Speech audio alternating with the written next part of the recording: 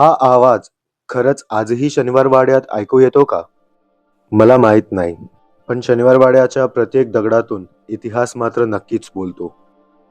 मी जेव्हा शनिवार वाड्यात गेलो, तेव्हा मी प्रेतात्मा शोधायला गेलो नव्हतो. मी गेलो होतो सत्य शोधायला.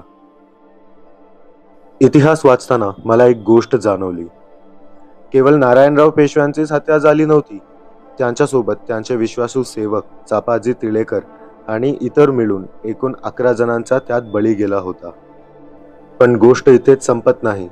सत्ता मिळवण्यासाठी रचलेला षडयंत्र, विश्वासघात, रक्तपात हे करूनही रघुनाथराव फार काळ सत्ता टिकवू शकले नाही. शेवटी त्यांनाही सत्ता आणि पद सोडावा लागला. मी एक पॅरासायकोलॉजिस्ट असल्यामुळे लोकांना वाटत असेल की मी इथे प्रेतात्माविषयी बोलणार. पण शनिवार वाड्यात मला भूत प्रेत दिसले नाहीत. मला दिसला माणूस, माणसाचे लोभ, माणसाची महत्वाकांक्षा आणि माणसांनीच उभा केलेला स्वतःचा पतन.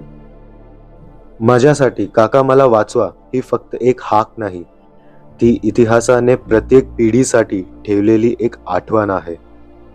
एक इशारा की कितीही भक्कम किल्ला असू दे, दगड्यांचा भिंती कितीही मजबूत असू देत, पण आपलीच माणसा एकमेकांविरुद्ध उभी राहिली तर कोणत्याही किल्ला टिकत नाही.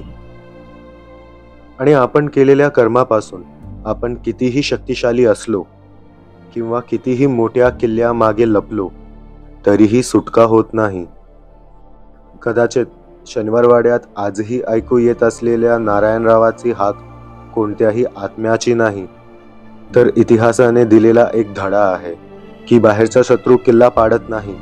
किल्ला पडतो तेव्हा जेव्हा आपल्याच नात्यामध्ये फूट पडते.